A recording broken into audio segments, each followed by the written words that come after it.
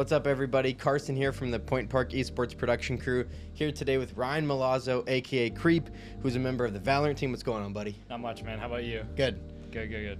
So, do you play any other games other than Valorant, like in your spare time? My spare time?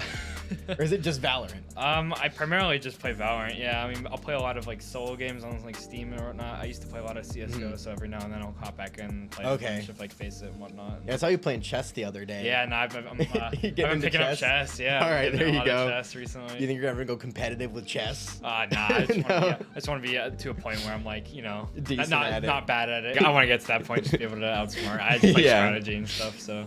Do you see yourself ever jumping to any other game? Like, do you think Valorant's gonna be around for a long time, or like if it goes away, you think you'd ever jump over to something different?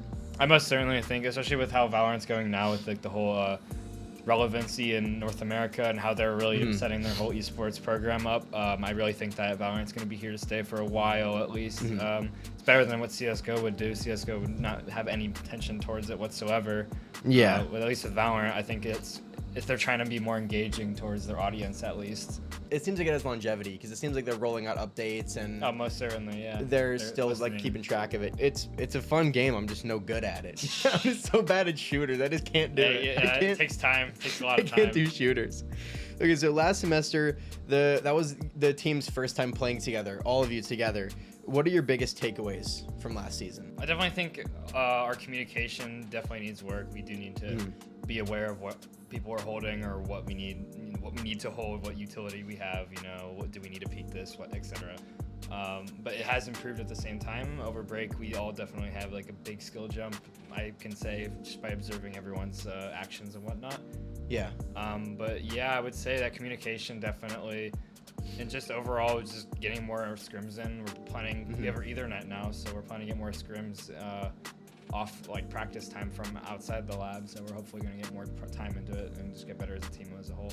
So I remember there was a match that you guys were not winning at the moment, and you seemed like you were still in good spirits. You were still laughing, having a good time with your team. And I had talked to you after that match, and you talked about how you take those as sort of learning experiences. Can you talk a little bit about the importance of that, and then how that translates into the next practice that you guys have?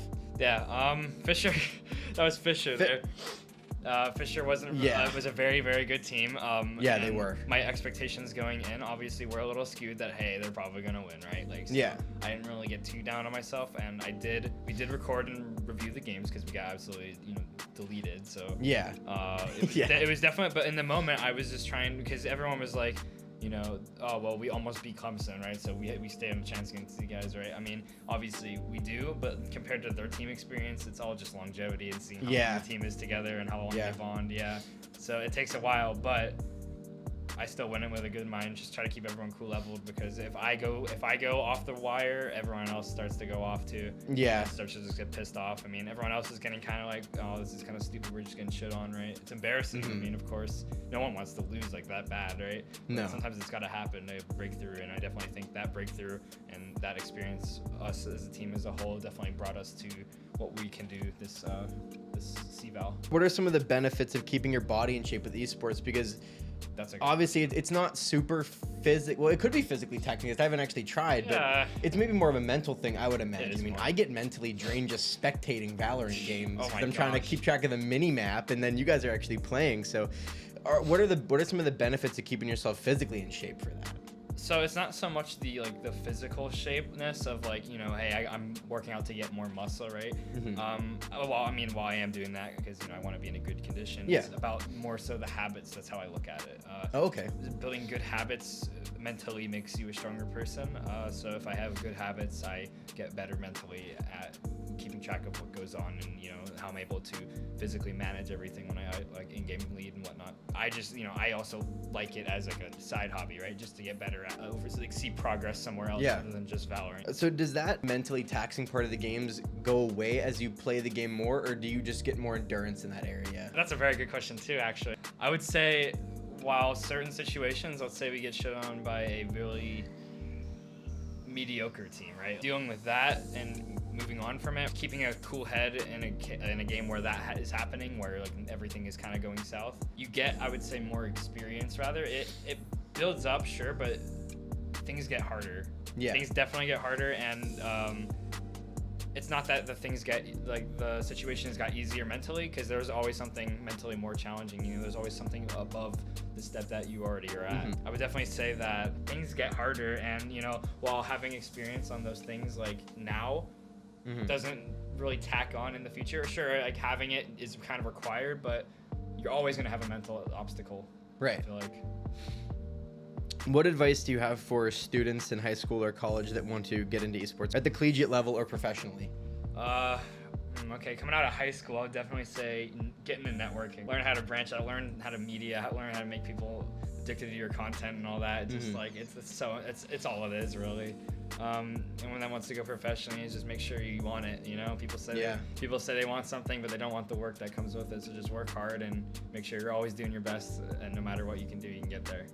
Yeah, with you, like, did you have that your face cam? I'm gonna put it in this. Can I? I need to get some B-roll of you with your face cam, because it's my favorite thing ever. Yeah, it's something unique about my stream. Did you have that before you got here? I did, yeah. That was actually my only webcam. My dad gave it to me, and I was like, oh, this is fine. And then I was like, oh, this doesn't look too good. But like, I was just like, well, I don't have much else. Right? But it's hilarious, and now I think you should keep it. Yeah, you gotta exactly. keep it now. It makes my page unique and my content unique, right? Because every other video I get someone commenting or like, saying, yo, head looks like Megamind or something, like the camera angle, or like the camera quality is pretty low. It's funny. Like it's so just like, great. but like it gets people in, you know. I feel Do you ever have people telling you to like upgrade your webcam? Yeah, no. even everyone here was like, "Oh, you should upgrade your webcam." I'm like, "Well, I mean, I kind of don't now. It's funny." You can't do it now. Like oh my gosh. now. That's I need to put that in here so people can see. People need to see it.